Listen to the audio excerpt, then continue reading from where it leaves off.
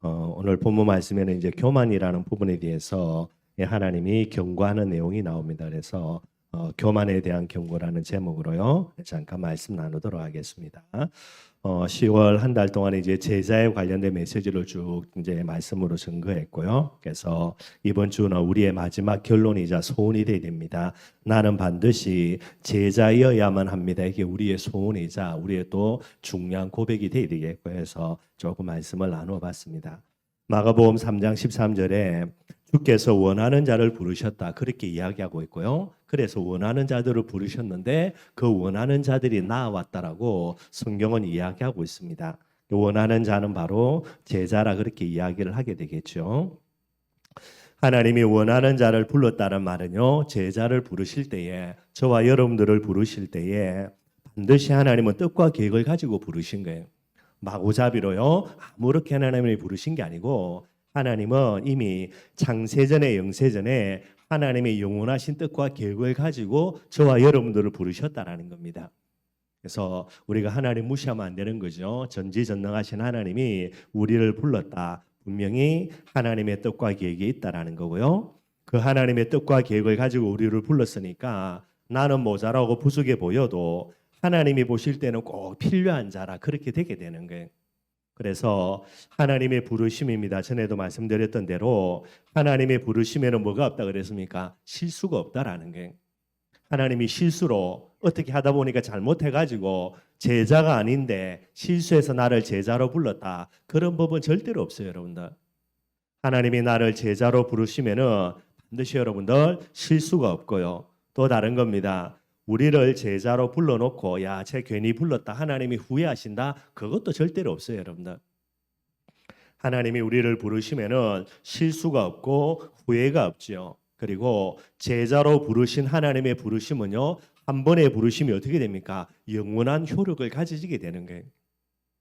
저와 여러분들이 제자로 하나님께 한 번 부름 받았다. 죽을 때까지 뭐가 됩니까? 제자입니다, 여러분들. 어떨 때는 내가 은혜 많이 받아가지고 성령 충만했어요, 그죠? 야, 진짜 내 정도면 제자 되겠다. 우리가 착각 아닌 착각할 때도 있고요. 어떨 때는 또 시험 들어가지고, 그죠? 뭐 영적으로 처박혀가지고요. 내 같은 게 어떻게 제자가 되겠는가라고요. 도망가고 싶은 마음이 있다 하더라도요. 그거는 우리 수준이고요. 하나님은 우리를 부르실 때에 제자로 불렀기 때문에 죽을 때까지 저와 여러분들은 제자의 비밀이 되게 되는 거예요. 주님의 부르심은 한 번의 부르심인데 그 효력은 영원하다. 그렇게 이제 이야기를 하게 됩니다. 그래서 여러분들 제자가 얼마나 가치 있는가 우리가 꼭 알아야 되겠죠. 그래서 여러분 우리가 이제 이야기를 자주 쓰는 단어가 렘넌트라는 단어입니다, 여러분들. 이게 제자의 가치를 설명하는 가장 중요한 단어가 되는 거예요. 참 감사하죠, 여러분들. 이게 우리는 옛날에 잘 몰랐는데 구약의 여러분들 소선지서 그럽니다. 뭐 대선지서도 마찬가지겠죠. 멸망을 앞두고 있는 이스라엘 민족도 북쪽 이스라엘은 망해버렸고 남쪽 유다만 남아 있는데 이때부터 계속해서 하나님이 성경을 통해서 줄기차게 하는 메시지가 그게 렘넌트입니다. 남은 자라는 부분이 되는 거예요. 그래서 남은 자라 이야기할 때 여러분들에게 제자의 가치를 설명하는 거죠. 남은 자라는 말은 하나님의 마지막 보루입니다, 여러분들. 그게 이제 하나님이 남겨둔 거예요. 그리고 이 하나님의 마지막 보루이기 때문에 하나님의 역사의 유일한 통로가 되는 거예요. 그리고 하나님의 마지막 히든 카드라 그러지, 여러분들. 마지막으로 하나님 딱 준비해놓은 마지막 카드예요. 그래서 우리가 만약에 써먹히지 않거나 통하지 아니한다 그러면은 하나님은 대책이 없을 수밖에 없게 되게 되는 거예요. 박시혁이 그래서 저 여러분들이 늘 언제나 이 렘넌트라는 단어 제자의 가치 꼭 여러분들 기억하고 있어야 되죠. 노아를 여러분들 예를 들었습니다. 뭐 노아가 부족하고 연약하다 맞죠? 여러분들 얼마나 부족했냐? 방주 짓고 난 다음에 홍수 끝나고 난 다음에요. 그 다음에 곧 어디로 돌아갑니까? 옛날로 돌아가요. 그래서 포도나무 심어가지고요, 포도 따고 그거 이제 포도주 담아가지고요. 그것도 뭐 적당하게 먹죠. 완전히 마시갈 정도로 먹고요. 그리고 술 먹는 버릇도 하면 나쁜 것 같아요. 술만 먹으면 옷 다 벗고 막 이상하게 자는 그런 것도 있는 것 같고요. 그것 때문에 여러분들 나중에 이제 자녀들이 이제 뭐 어려움 당하는 내용 우리가 잘 알고 있죠. 이게 부족하고 연약한 거 맞는데 하나님 보실 때는 노아 이거는 없어요, 여러분들. 그래서 방주라는 사명을 하나님이 뭐 노아 외에는 대책이 없으니까 그래서 노아에게 방주의 사명을 주시고요. 어찌됐든 간에 노아가 이 방주의 사명을 완수하게 됩니다. 뿐만 아니죠. 모세도 마찬가지가 되는 게 뭐 누가 뭐라 그래도 하나님이 이스라엘 백성들을 출애굽하는 이 일을 두고 하나님이 준비해놓은 마지막 히든 카드가 누구냐? 그게 모세입니다, 여러분들. 그래서 뭐 조금 다른 개념이겠지만 여러분들 그죠? 모세가 진짜 믿음이 좋다라고 이야기하며 그죠? 내 아니고는 대책이 없기 때문에 하나님 앞에 배째라는 건 안 가겠다라고 계속해서 버틸 수도 있는 거고요. 또 다르게 이야기하며 그죠? 불신앙에 사로잡혀 가지고 완전 다른 내용이지만은 어떻게 바로 앞에 서겠냐 이렇게 이야기하는 부분도 되어지겠지만은요.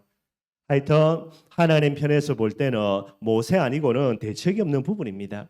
그래서 결국은 하나님의 부르심에 모세가 반응하게 되고요. 바로 왕과 애굽의 모든 우상을 다 꺾고 출애굽의 어마어마한 기적을 체험하는 그런 응답을 누리게 되는 거고요. 사도 바울도 마찬가지입니다. 이방 선교를 위해서 하나님이 보실 때는 바울만한 존재가 없는 거예요. 물론 이전에는 사울이죠. 이 사울이 계속해서 예수 믿는 사람을 잡아 죽이려고요. 몸부림치면서 다메섹으로 가고 있습니다. 그 바울을 불러서 하나님이 이방 선교의 주인공으로 사용하시게 되게 되는 거예요. 저와 여러분들이 누구냐, 내가 제자라고 말할 때는 이런 어마어마한 비밀들이 담겨 있게 되어지는 거예요. 그래서 제자의 사명은 뭐가 됩니까? 내 자신을 위하여서 뭐 우리가 조금 이기적일 수도 있겠지만은 제일 먼저가 되겠죠. 여러분들 홍수라는 부분에 대해서 믿음을 갖고 있는 노아가 방주를 안 만든다? 말이 안 되는 거죠, 여러분들. 그래서 홍수라는 부분에 믿음을 갖고 있기 때문에 내 자신을 위해서 뭐를 만드는 겁니까? 방주를 만드는 거예요. 여러분 지금 모세가 지금 뭐 하고 있습니까? 애굽의 왕자입니다. 왕자는 여러분들 나라를 계승할 수 있는 그런 여러분들 자기 여러분들 왕이 그런 계승자예요. 이 모세가 실수 아닌 실수 때문에 결국은 여러분들 어려움 당해가지고 남의 양을 치는 비참한 지경에 처해 있는 거예요. 그런데 이 모세에게 하나님이 출애굽의 사명을 위해서 부르십니다. 이걸 반응하고 순종하게 되면요. 모세는 어떤 사람 됩니까? 완전 인생 역전입니다. 이거보다 더 큰 역전이 없죠. 그러니 나를 위해서 하나님의 부르심 앞에 제자의 사명 앞에 반드시 서야 되는 거예요. 바울도 마찬가지가 되고요. 나를 위하여서 정도라고 이야기하는 게 아니죠. 누구를 위해서입니까? 하나님과 복음을 위해서요.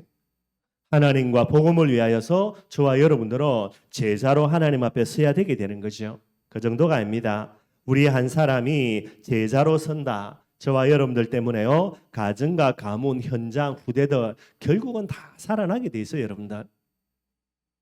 이런 제자의 가치 저와 여러분들이 꼭 깨닫고요. 이 비밀을 중심에 담아야만 되게 되는 거예요. 그래서 여러분들 10월 한 달 동안에 3주지만은 이제 3가지 주제를 가지고요. 첫 번째입니다. 질문해야 되겠죠. 우리를 제자로 불렀기 때문입니다. 그래서 당신은 제자입니까? 나는 제자입니까? 늘 질문해야 되는 게. 이 질문을 가지고 여러분들 체크할 것 2가지 말씀드렸습니다. 하나는 복음이 여전히 나에게 기쁜 소식이 되는가요? 여러분들 진짜 별것 아닌 것처럼 보이죠. 아니 복음이 어떻게 내게 기쁜 소식이 안 되냐? 어떻게 그럴 수가 있냐? 근데 여러분들 어느 날 시간표 돼가지고요 마귀가 본격적으로 우리를 건들고 또 하나님이 진짜 우리가 제자가 맞느냐라는 부분들을 테스트하는 부분이 올 때는 여러분들 간단하지가 않아요, 여러분들. 그런데 아무리 우리가 힘들고 어렵다 하더라도요 또 정말 우리가 모자라하다 하더라도요 뭐는 고백이 돼야 됩니까? 끝까지 복음의 기쁜 소식 되어져야 되는 게 이게 여러분들 하나님이 진짜 제자로 부른 사람이 주신 하나님의 은혜가 되는 거예요. 네, 여러분들 이게 별것 아닌 것처럼 보이도 여러분들 제자가 아닌 사람은 또 하나님이 이런 은혜를 주지 아니하면요 어느 날 여러분들 복음이 계속해서 죽을 때까지 기쁜 소식이 된다라는 거 이것만큼 불가능한 게 없어요. 제자는 이게 가능합니다. 아무리 모자라고 부족해도 가능한 말이에요. 근데 제자 아닌 사람은요 아무리 이빨 악물고 이빨이 다 빡빡 갈들면서 이렇게 간다 하더라도 이거는 안 되게 되는 거예요. 그래서 내가 제자임이라고 이야기하면서 질문할 때에 제일 먼저 체크할 거 복음이 오늘 나에게 기쁜 소식이 되는가 요것만 딱 체크하면 됩니다. 2번째는 뭘 체크해야 되죠? 뭐 우리가 춘천에 사니까 춘천 삼천 제자의 사명이 나에게 축복이 되는가라는 게 어느 날 여러분들 그죠? 이 전도와 선교라는 단어가 제자라는 단어가 우리에게 부담이 되고 짐이 된다. 말이 안 될 것처럼 보이죠, 여러분들. 근데 반드시 그런 시간표 와요. 요때에도 뭐가 돼야 됩니까? 이것이 짐이 아니라 축복으로 반드시 되어져야 됩니다. 그래야만 제자가 되는 거예요. 이 질문을 가지고 체크하면서 우리가 마음속에 딱 확신 가져야 됩니다. 나는 뭐라고요? 제자라고 딱 확신 가지고 고백할 수 있어야 되는 거예요. 그래서 오늘도요, 내가 제자가 맞기 때문에 우리는 어디 속으로 들어가야 됩니까? 갈라디아 2장 20쪽으로 들어가는 거예요. 제자가 아니라면 여러분들 나를 죽인다. 그거는 바보지, 여러분들. 악착같이 내가 살아야 되지. 악착같이 내가 살아서요, 내 욕심과 내 야망을 위하여서 수단과 방법 가리지 않고요, 뭐 하여튼 뭐 온갖 동원 다 됐어라도 그 부분을 이루어 나가야 되죠. 그런데 우리는 제자입니다. 복음이 기쁜 소식이고 사명이 나에게 축복의 제목이니까요. 우리는 뭐 해야 됩니까? 악착같이 나를 십자가에 못 박고 나를 죽여 나가야 되는 거예요. 그런 만큼 그리스도가 우리 속에서 살아나지게 되는 거죠. 뿐만 아니라 제자가 맞기 때문에 시편 119편 92절이죠. 뭐라 그랬습니까? 말씀을 절대 진리로 붙들어야 돼요. 제자가 아니라면 여러분들 환경을 진리로 붙들고요, 그 앞에 서야 됩니다. 문제를 진리로 붙들고요, 이 문제 어떻게 해결할 것인가 몸부림쳐야 되는 거고요. 우리는 제자이기 때문에 언약을, 하나님의 말씀을 절대 진리로 붙들어야 되는 거예요. 그리고 히브리서 11장 1절이라 그랬습니다. 이 속으로 반드시 들어가야 되는 거예요. 미래의 일입니다. 미래의 응답을 오늘의 응답으로 가지고 와야 되는 거예요. 그게 여러분들 하나님의 역사를 이루는 가장 중요한 비밀이에요. 늘 말씀드리는 거, 우리의 자녀들 왜 정신 못 차리고 왜 복음을 떠나 있는가라고 여러분들, 그죠? 그것 가지고 고민하면서 하나님 우리의 자녀들 뭐 빨리 정신 차리게 해주세요. 요게 빨리 역사하겠습니까? 아니면요, 하나님 앞에 우리 자녀가 믿음 속에 든든히 있을 미래를요, 오늘 진짜 믿음으로 고백하면서 감사하는 게 더 빠를 것인가? 여러분들 비교가 할 수가 없이 빠른 것이 믿음 고백하는 게 믿음대로 되니까 우리가 해야 될 겁니다. 제자기 때문에 갈라디아 2장 20쪽으로요, 말씀의 비밀 속으로, 믿음의 비밀 속으로 계속 들어가지게 되는 거예요. 그리고 우리의 소원이 되어야 되죠. 이번 주 이야기입니다. 나는 반드시 제자이어야만 합니다. 이게 우리 고백돼야 돼요. 내가 아무리 모자라고 아무리 부족하다 하더라도요, 나는 뭐 해야 됩니까? 제자이어야만 돼야 되는 거예요. 또 제자의 길을 걸어감에 있어서 아무리 힘들고 아무리 어렵다 하더라도 나는 뭐 해야 됩니까? 반드시 제자이어야만 되는 거예요. 나를 위해서뿐만 아닙니다. 하나님을 위해서이고요. 누구를 위해서입니까? 우리 가정, 가문, 우리 모든 후대들을 위해서도 마찬가지가 돼야 되는 거예요. 그래서 이 비밀을 갖고 있는 사람들에게 가장 중요하게 회복돼야 될 게 뭐냐? 히브리서 11장 그죠? 이야기 드린 대로 뭐가 돼야 됩니까? 여러분들 영원한 본향을 사모하는 사람이 돼야 되는 거예요. 그래서 본향을 사모하는 자, 이게 저와 여러분들의 중심에 담겨져야 됩니다. 그리고요, 이 비밀을 갖고 우리가 뭐에 방향 맞춰야 되냐? 그래서 마라나타라 그랬죠. 세계복음만, 예수님의 재림은 세계복음만 돼야 되니까 이 속에서 연장선상으로 오는 그런 비밀이 돼야 되는 거예요. 물론 우리가 다 세계복음화 방향 맞추고 세계복음화 하려고 합니다. 그런데 그 이유가 뭐라고요? 내가 이 땅에서 잘 먹고 잘 사는 거 당연하죠, 여러분들. 근데 그것만 방향 맞춰가지고 방향이 안 맞다는 게, 히브리서 11장을 통하여서 하나님이 제자들에게 이야기하시는 거 뭐라고요? 본향을 방향 맞춰야 됩니다. 왜 세계복음화 해야 되냐? 우리가 하늘나라의 상급의 비밀들이 세계복음화 때문에 이게 올바른 부분이 되는 거예요. 그런 자를 향해서 하나님이 주시는 응답이 뭐라 그랬습니까? 그죠? 아브라함의 하나님으로 일컬음 받으심을 하나님은 부끄러워하지 아니하신다라는 거예요. 이게 안 되어지면요, 우리의 하나님으로, 춘천임마누엘 교회의 하나님으로 하나님이 일컬음을 받는 것을 부끄러워한다라는 거예요. 하면 한마디로 이야기하면 그죠? 내가 네 하나님이면 나는 쪽팔린다 이렇게 되는 거예요. 게임을 끝나게 되는 겁니다. 그래서 뭐 조금 어려울 수 있습니다. 여러분, 우리나라의 기본적인 바탕이 기복신앙이에요. 물론 이제 천국 가서 뭐 한마디로 잘 먹고 잘 사는 것도 맞겠지만은 더욱더 중요하게 생각하는 거, 이 세상에서 잘 먹고 잘 산다는 거예요. 그게 여러분들 정확한 말로 이야기하면 제자로서는 방향이 안 맞게 되는 거예요. 그래서 이 비밀들을 다시 한번 우리의 마음속에 dum고요, 꼭 좀 기도할 수 있는 그런 축복을 누리기를 바라겠습니다. 오늘 여러분들 예레미야 13장 말씀 우리가 중간 부분들을 읽었고요. 예레미야 13장 말씀은 지금까지 계속 말씀 나누는 중에 여러분들 예레미야의 이제 5번째 설교가 됩니다. 아마 기억나시는지 모르겠죠, 여러분들. 제 1설교는 뭐라고요? 너희들이 은혜를 망각했다라는 게. 여러분들, 제자가 하나님의 은혜를 망각한다. 완전 게임 끝난 거예요, 여러분들. 어느 정도로 이상해지느냐? 말할 수 없을 정도로 이상하게 됩니다. 그래서 반드시 은혜를 기억해야 되는데 이스라엘 백성들이 은혜를 망각한 거죠. 은혜를 망각하니까 어떻게 됩니까? 우상 숭배하게 되는 거예요. 그래서 두 번째 설교입니다. 뭐라고 이야기합니까? 하나님이 예레미야를 통하여서 너희들이 여호와께로 돌아오라는 게.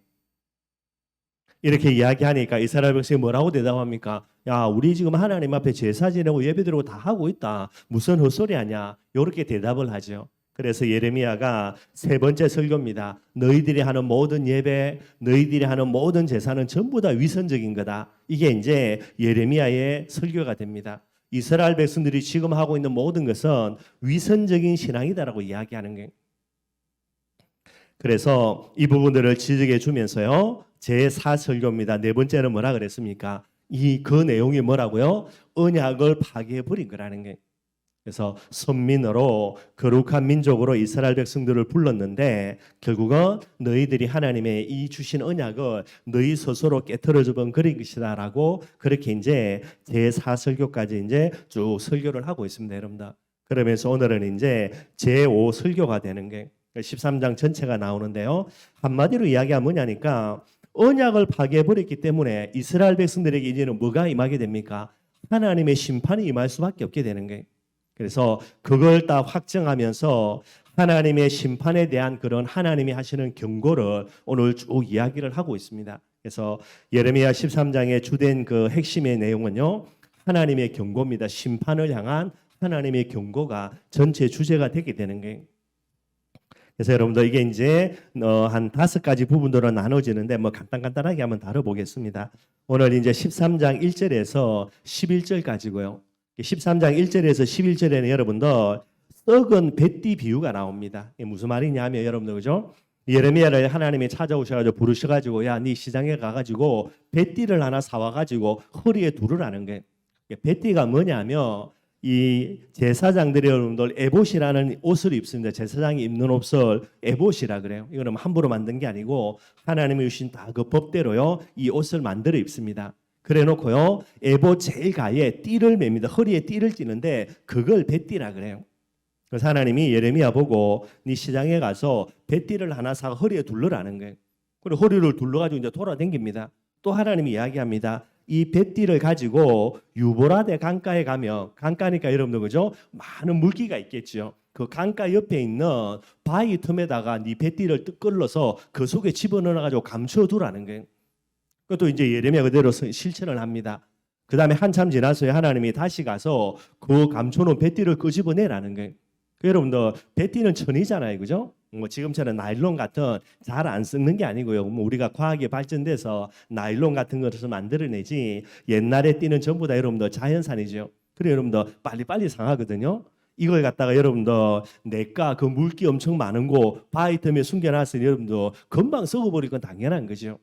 예레미야가 꺼내니까 그 전부 다 어디 갑니까? 썩어져 있는 거예요. 이걸 이야기합니다. 이 썩어져 있는 뱃띠가 누굽니까? 이게 바로 이스라엘이라고 이야기하는 거예요.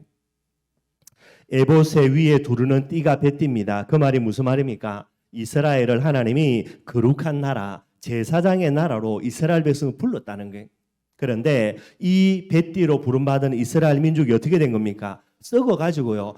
전혀 지금 사용할 수 없는 그런 이제 모습임을 이야기를 하고 있습니다. 그래서 썩은 뱃띠를 이야기하면서요. 왜 그런가라고 말씀하시는 게 이제 그게 9절 말씀이에요. 9절에 보면 여러분들 13장 9절입니다. 여호와께서 이와 같이 말씀하시니라 내가 유다의 교만과 예루살렘의 큰 교만을 이같이 썩게 하리라. 썩은 뱃띠인데 왜 썩어져 있는 겁니까? 결국은 교만으로요. 완전히 썩어져 있는 그런 이스라엘의 모습을 이야기하게 되는 거예요. 그래서 교만함으로 썩어져 있는 이스라엘이니까 어떻게 됩니까? 10절 그죠? 이 약한 백성이 내 말 듣기를 거절하고 교만하다는 말은 여러분도 하나님 위에 나를 두는 거거든요. 그러니 하나님이 아무리 말씀해도 내가 하나님 자리에 있는데 하나님의 말씀 듣지를 않지요. 그게 교만의 핵심적인 문제가 되는 거예요. 이 약한 백성이 내 말 듣기를 거절하고 그 마음에 완악한 대로 행하여 라는 신들을 따라 그를 섬기며 그에게 절하니 그들이 이 띠가 쓸 수 없음 같이 되리라 그랬어요. 결국 교만해져 가지고 부패했기 때문에 결국 따라오는 거 우상 숭배할 수밖에 없게 되는 거예요. 그래서 여러분들 진짜 우상 숭배하는 사람 그죠? 뭐 무당 찾아가고요. 그다음에 뭐 절에 가려 가지고 비는 사람, 그다음에 뭐 물 떠놓고 비는 사람, 이 사람들이 영혼이 순수해서 우상 숭배한다. 그런 개념이 아닙니다, 여러분들. 하나님보다 자기를 더 사랑하는 뭔가가 있기 때문에 그래서 심각하게 우상 숭배하게 되는 거예요. 그러면 여러분들 11절에는 뭐라고 이야기합니까? 실제로 11절에요. 여호와의 말씀이니라 띠가 사람의 허리에 속함 같이 내가 이스라엘의 온 집과 유다 온 집으로 내게 속하여 하나님의 그런 제사장의 나라로 만들고요. 거룩한 승민으로 만들었다라는 거죠. 그들로 내 백성이 되게 하며 내 이름과 명예와 영광이 되게 하려 하였으나 그들이 듣지 아니하였느니라. 여러분들 본향을 사모하면서 하나님의 나라 본향의 비밀들을 가지고 나아가는 그들에게 하나님이 뭐라 그럽니까? 나의 하나님으로 일컬음을 받으심을 부끄러워하지 아니했다 그랬거든요. 똑같은 개념 되는 거예요. 이스라엘 백성들을 벳띠처럼요. 하나님의 제상의 나라로 불러서 그 이름과 명예와 이 모든 부분들이 하나님의 영광이 되게 하려고 하나님이 불른 거예요. 근데 무엇 때문에요? 교만해져 가지고 결국은 부패되어져서 우상 숭배함으로요. 하나님의 영광이 아니라 하나님의 수치가 되고 하나님의 명예가 아니라 하나님의 부끄러움이 되는 이런 저주와 재앙 가운데로 들어갈 수밖에 없게 되게 되는 거예요. 지금 하나님이 계속해서 이스라엘 민족을 향해서 경고하는 그런 내용들이 되게 됩니다. 그리고요 12절부터 14절까지 또 이제 다른 내용을 이야기합니다. 여기에는 뭐라 되어 있냐면 여러분들 그죠? 뭐 12절을 읽어보면 그러므로 너는 이 말로 그들에게 이르기를 이스라엘의 하나님 여호와의 말씀에 모든 가죽 부대가 포도주로 차리라 하셨다라. 그리하면 그들이 내게 이르기를 모든 가죽 부대가 포도주로 찰 줄을 우리가 어찌 알지 못하리요 하리라. 여러분들 포도주가 있고요. 그다음에 포도주를 채우는 가죽 부대가 있는 거예요. 그래서 이 가죽 부대가 누구냐? 이 가죽 부대가 바로 이스라엘 민족입니다. 유다를 상징하는 겁니다. 이 가죽 부대 안에 포도주가 거의 가득 찼다는 말이죠. 이 포도주는 뭐냐? 하나님의 진노를 상징하게 되는 거예요. 이스라엘 민족에게 지금요 계속해서 우상 숭배로 교만해져 있기 때문에 이제 너희들을 향한 하나님의 진노가 가득 차올라오는 거예요. 그다음에 이게 이제 흘러서 넘치면 어떻게 되겠습니까? 그러면 이제 이 부분들이 이스라엘 민족에게요 저주와 재앙으로 닥칠 수밖에 없게 되게 되는 거죠. 그래서 하나님이 지금 이스라엘 민족에게 이걸 지금 이제 경고하고 계시는 거예요. 13절입니다. 너는 다시 그들에게 이르기를 여호와의 말씀에 보라 내가 이 땅의 모든 주민 다윗의 왕이 앉은 왕들 제사장들 그다음에 선지자들과 예루살렘 모든 주민으로 잔뜩 취하게 하고 포도주를 많이 먹어가지고 조금 먹은 게 아니고 많이 먹어서 완전히 이제 해롱해롱해 취했다는 말이에요. 그 말이 무슨 말입니까? 포도주는 하나님의 진노를 이야기하니까요. 왕들을 위세해서 제사장들, 선지자들, 모든 예루살렘 거민들까지 이 하나님의 진노가요. 모든 사람에게 뭐 단순한 게 아니라 어마어마하게 임할 정도로요. 그렇게 이제 부분들을 하나님이 지금 예언하고 계시는 거예요. 이게 이제 두 번째 여러분들 포도주 가죽 부대에 대한 그런 이제 비유가 되게 되는 거예요. 결국 하나님이 이제 본격적으로 예레미야를 통하여서 이스라엘 민족에게 뭐를 쏟아붓냐? 심판입니다. 저주와 재앙을 하나님이 이제 계속해서 선포하시게 되게 되는 거예요. 그러면서 하나님이 중요한 말씀 주시는 게 오늘 본문이죠. 15절에서 17절입니다. 뭐를 이야기하는 겁니까? 교만에 대해서 하나님이 경고하시게 되는 거예요. 그래서 하나님의 진노의 심판에 임하기 전에 교만하지 말고 하나님께 영광 돌리라라고 이야기를 하고 있습니다. 근데 여러분들 안 됐죠, 그죠? 그래서 16절에 그죠? 그가 어둠을 일으키시기 전 이 어둠이란 하나님의 진노입니다. 하나님의 진노가 너희들에게 쏟아지기 전에 빨리 너희들이 교만 멈추고 하나님 앞에 겸손하게 서라는 거예요. 너희 발이 어두운 산에 거치기 전에 하나님의 진노의 심판이 이르기 전에 너희의 바라는 빛이 사망의 그늘로 변하여 침침한 어둠이 되게 하시기 전에 똑같은 말입니다. 저주와 재앙 오기 전에 너희 하나님 여호와께 영광을 돌리라는 게 교만함 다 내려놓고 겸손함의 모습으로 하나님께 영광을 돌리라고요. 속에서 이스라엘 백성들을 권면하고 있게 되어지는 거예요. 그러면서 17절입니다. 그죠? 하반절에 뭐라 그랬습니까? 그러지 아니하면은 결국에요, 너희가 눈물을 흘려서 통곡하리라 그러는 거예요. 예, 통곡의 눈물을 흘린다라는 겁니다. 얼마 있지 않아 가지고 이스라엘 민족들이 포로로 잡혀가면서 여러분들 눈물로 통곡하는 내용도 우리가 잘 알고 있죠, 여러분들. 그런 시간표가 온다라고 이야기를 하고 있게 되어지는 게 계속해서 하나님이 지금 이야기합니다. 18절과 19절은요, 누구를 대해서 이야기하냐? 왕과 왕후에 대한 경고를 이야기하는 거예요. 요 시대의 왕이 누구냐? 요야긴이라는 사람이 왕이 됩니다.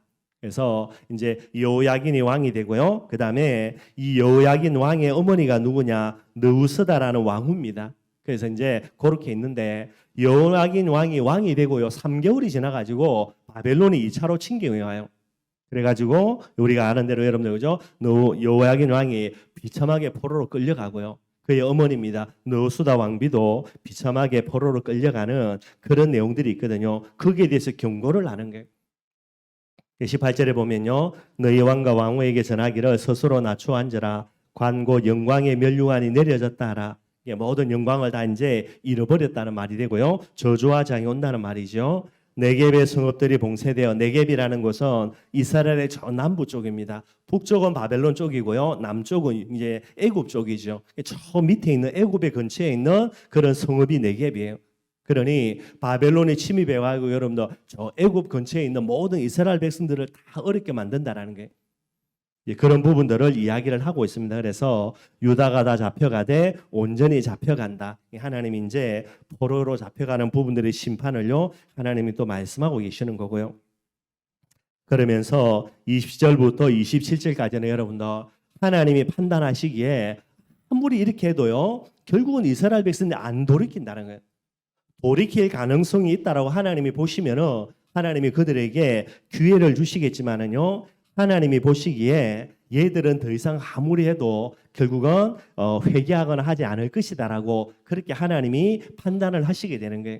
그래서 이스라엘 백성들을 정화시키기 위하여서 다 그냥 깨끗이 다 없애버리고요, 포로로 잡혀가게 해서 거기서 남은 자들을 하나님이 다시 귀환시켜 가지고 새로운 메시아의 언약을 이루는 도구로 사용하겠다. 그 부분들이 되게 되는 거예요.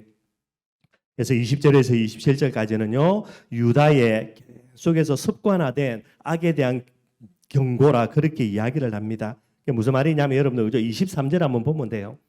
23절에 뭐라 그랬냐? 구스인이 그의 피부를, 표범이 그의 반점을 변하게 할 수 있느냐? 여기서 구스라는 말은 여러분들 그죠? 흑인들을 이야기합니다. 여러분들 흑인들이 아무리 몸부림친다고 피부 색깔을 바꾸게 할 수는 없는 거죠. 그리고 표범이 그의 반점을 변하게 할 수 있느냐? 뭐 지금처럼 레이저 수술할 수 있는 것도 아니고 그죠? 그러니까 무슨 말이냐? 결국은 그렇게 이제 죄악된 그런 여러 가지 부분들을 바꿀 수 없다라고 하나님이 그렇게 이제 판단을 하시게 되는 거예요. 그러면서 하시는 말씀이 악에 익숙한 너희 변할 수 있느냐? 만약에 변할 수 있다면은 악에 익숙한 너희도 선을 행할 수 있으리라. 표범의 반점을 없앨 수 있다면 너희도 죄악 가운데 이 부분들을 회개하고 선을 행할 수 있다라는 게 결국 안 된다는 말이거든요. 이게 하나님의 진단이에요. 그러니 하나님이 보시기에 그죠? 거룩한 백성이 이스라엘 백성들이 회개하고 하나님께로 돌아온다라는 부분들이 결국은 안 되어지니까 하나님은 지금까지 미루던 모든 하나님의 진노를 이제는 쏟아부을 수밖에 없고요.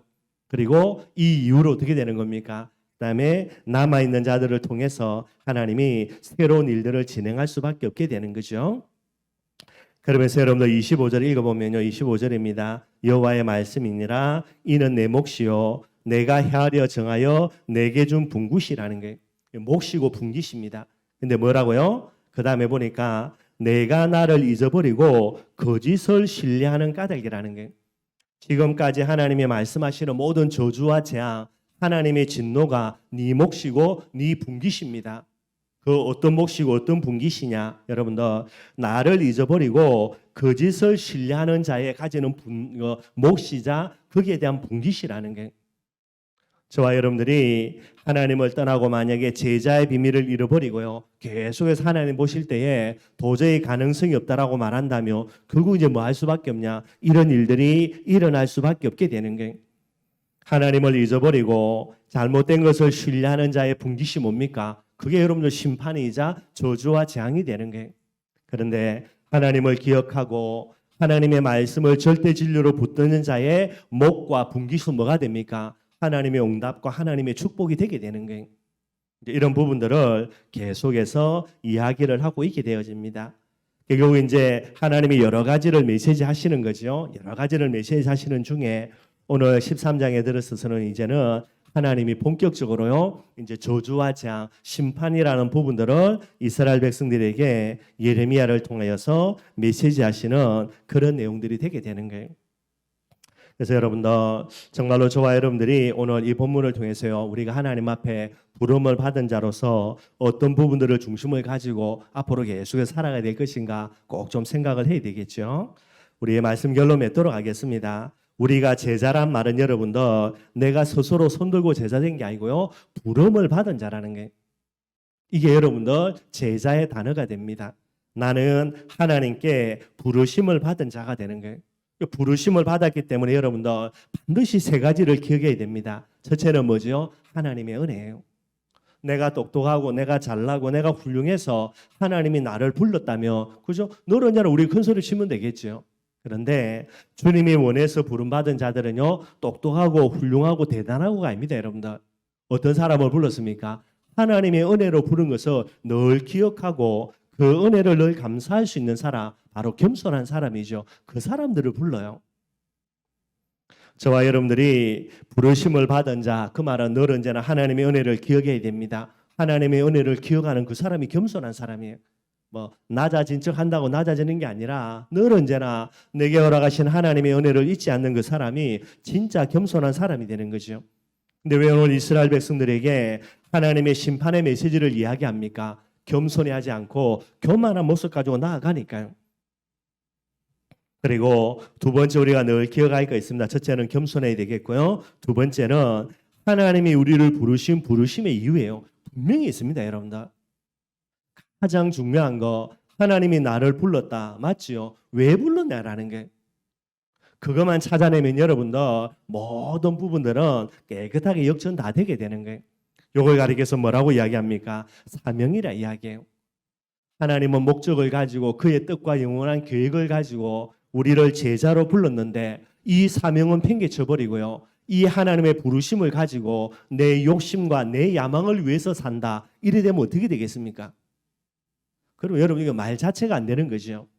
그래서 반드시 저와 여러분들은 하나님의 부르심을 받은 제자이기 때문에 하루를 살아도요, 늘 언제나 마음속에 사명 갖고 서야 되는 거예요.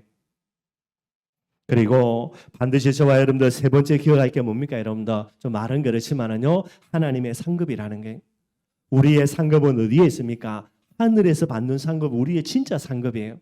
물론 이 세상에서 우리가 복음을 전하기 위해서 받는 축복과 응답도 있습니다. 그것은 여러분들 진짜 상급이 아니라 이 상급을 가지고요, 뭐 하는 거죠? 전도와 선교에 또 다르게 헌신하기 위하여서 하나님이 청지기로 맡기는 거죠. 이게 우리의 영원한 상급이 아니라니까요. 그래서 우리는 우리의 상급을 어디로 봐야 됩니까? 우리의 상급은요, 하늘나라입니다. 천국이 우리의 진짜 본향으로 되어져야 되는 거예요. 이걸 바라보지 않고요, 이 세상입니다. 세상에 있는 육신적인 거, 땅의 가치를 두고요 달려간다. 그러니 여러분들 못 가지. 결국 여러분들 마귀 밥 될 수밖에 없게 되는 거고요. 저와 여러분들은 영원한 본향입니다. 이 비밀을 방향 맞추고요. 그리고 오늘이 물론 맞겠지만 여러분들, 그죠? 내일 하나님이 하늘에 주시는 응답의 비밀을 두고요, 하나씩 하나씩 나가야 되는 거예요. 오늘 지금 당장 내가 뭔가를 응답받으려고 한다. 그러면 여러분 여러 가지 문제가 올 수밖에 없게 되는 거죠. 그래서 이스라엘 민족을 향한 예레미야의 제5설교입니다. 교만이라는 부분들을 경고하면서 하나님의 그런 저주와 재앙, 진노의 심판들, 이게 이제 확정시키는 메시지들이고요. 이걸 보면서 저와 여러분들 세 가지, 그죠? 겸손해야 되고요, 늘 언제나 사명 가지고 살아야 되고요, 하늘나라를 바라보는 본향의 비밀들, 이게 우리의 중심에 담겨져야 돼요. 그러면은 그 사람은 하나님이 뭐 하는 겁니까? 자랑스러워하는 참된 제자의 응답과 축복들을 하나님이 반드시 주셔야만 되는 거예요. 오늘 여러분들 돌아가시면서, 그죠? 나의 하나님으로 일컬음을 받는 것을 하나님이 부끄러워하실 것인가 아닐 것인가, 그죠? 우리 영선이 있는데 영선이 하나님이라는 부분으로 하나님이 일컬음을 받는 것을 부끄러워하실까 아니면 자랑스러워하실까? 부끄러워하신다 그러면은 뭐 답이 안 나오는 거고요. 그래도 우리가 하나님은 나의 하나님으로 일컬음을 받는 것을 기뻐하시겠구나. 이게 우리의 마음속에 있어야 되는 거예요. 무엇으로 여러분들 겸손하면 됩니다. 그죠? 오늘도 사명 진짜 생각하면 되고요. 그리고 하늘나라의 비밀, 본향의 비밀들, 그죠? 삼천제자가 일어나서 춘천복음화 됐고 이걸 여러분들 언약의 꿈으로 붙들면 되는 거고요. 이 비밀들 가지고 여러분들 계속해서 정말로 남은 자의 축복 강답을 마음껏 누리는 저와 여러분들 또 우리 교회가 되기를 주님의 이름으로 축원드리겠습니다. 우리 말씀 생활서 찬송가 321장 찬양하겠습니다.